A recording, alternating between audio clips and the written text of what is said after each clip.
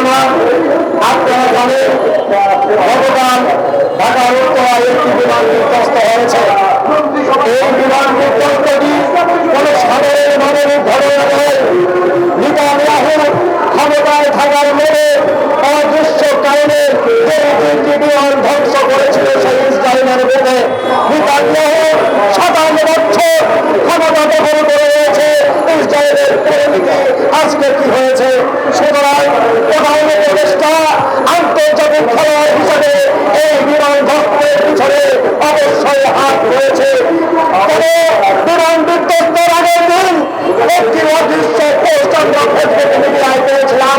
কেন বিভিন্ন গণমাধ্যমে বিভিন্ন গণমাধ্যমে বিভিন্ন প্রকার খবর আমরা পেয়েছিলাম। আজকে যখন ছাত্র সমাজ আমার দেশের ফুলের চারা ধ্বংস হয়েছে, আমার দেশের ফুলের চারা ধ্বংস হয়েছে, ফুলের বাগানের বাড়ি মা বাবার চিৎকার করে কাঁদছে, শুধুমাত্র পরীক্ষা স্থগিত করে তাই মুক্তি কেন করছেন? কেন স্কুল বন্ধ দেননি? কেন কলেজ বন্ধ দেননি?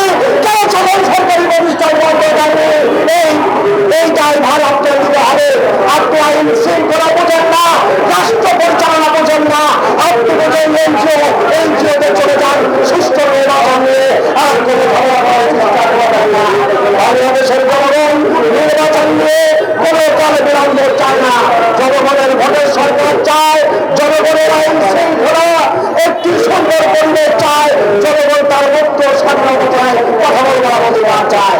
আজকে আশ্চর্য হচ্ছে হাসনাত আব্দুল্লাহর একটি বক্তব্য বলেছে বাংলাদেশ কালাবাদের না। আমি প্রশ্ন করতে চাই হাসনাত আব্দুল্লাহ, বাংলাদেশ কি আওয়ামী সম্পর্কে কিনা? শুনুন হাসনাত আব্দুল্লাহ, বাংলাদেশ আমার বাবার, বাংলাদেশ 30 লক্ষ মানুষের ইজ্জতের বিনিময়ে করে সম্পত্তি, বাংলাদেশ লক্ষ কোটি স্বাধীনতার যে শহীদ সহ লক্ষ কোটি শহীদের রক্তের বিনিময় দলিলকৃত সম্পত্তি তোমার বাবার না হতে পারে, আমাদের বাবার, বাংলাদেশের আঠারো মানুষের বাবার সম্পত্তি।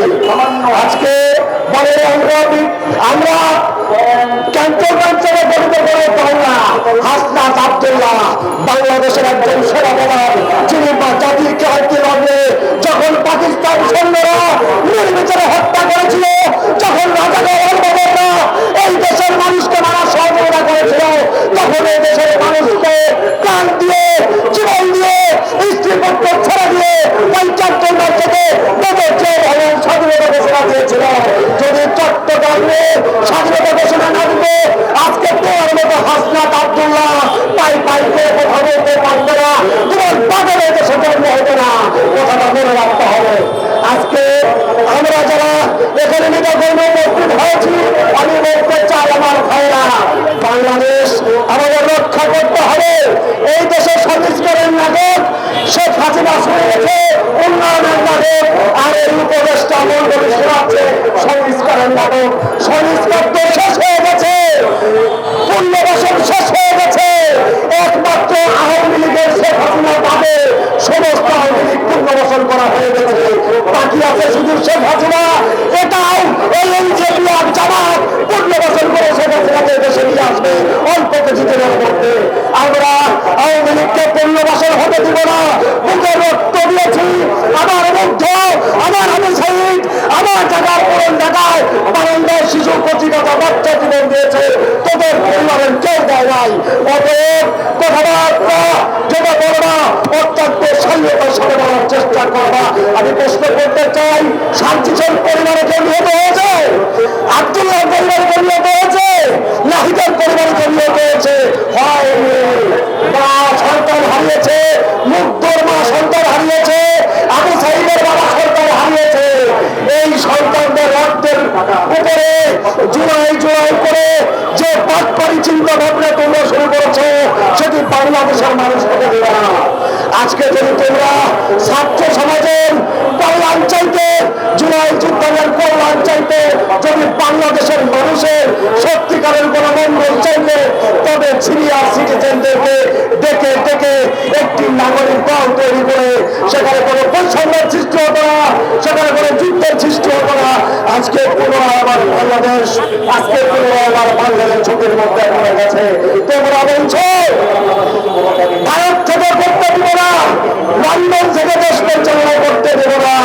আমরা বলছি পাকিস্তানের জঙ্গি গোষ্ঠীকে এই দেশ পরিচালনা করতে দেওয়া হবে না। যদি পাকিস্তানি জঙ্গি গোষ্ঠীকে এই দেশ পরিচালনা করতে দেওয়া যায়, আমার বাবুরা আবারও ইজ্জতের ঝুঁকিপূর্ণ ব্যবস্থায় করবে। আমার দেশের জনগণ আবারও যুদ্ধ করতে হবে, আমার দেশের জনগণ আবারও জীবন দিতে হবে। আমরা আর এই রক্ত খেলা চাই না। আমরা চাই আমার সোনার বাংলাদেশ একটি সবরা বাংলাদেশ থাকবে। সেই জন্য এই আগামী ফেব্রুয়ারির মধ্যে নির্বাচনের কোনো বিকল্প নেই। নির্বাচন নিয়ে কোনো প্রকার বানচাল ষড়যন্ত্র করার চেষ্টা করলে রাজপথে আমরা জবাব দিতে হবে। আমি শেষ কথা বলে আজকে বিদায় দিতে চাই মাননীয় উপদেষ্টা, প্রধান উপদেষ্টা, স্বরাষ্ট্র উপদেষ্টা। আজকে শেখ হাসিনার করে যাওয়া যে নাটক আপনারা বাস্তবায়ন করার চেষ্টা করছেন, জনগণের উপলব্ধি করছে। বাংলাদেশের জনগণকে বোকা ভাবনার সুযোগ নেই। আজকে কেন এই ছাত্র সমাজকে হত্যা করা হয়েছে? আমি বলবো বিমান বিধ্বস্ত নয়, এটি পরিকল্পিত হত্যা হয়েছে। আমার শিশু সন্তানদের জবাব দিতে হবে। আমার শিশু সন্তানরা কেন জীবন দিল তার পরিবেশ, তার উত্তর আপনাকে দিতে হবে।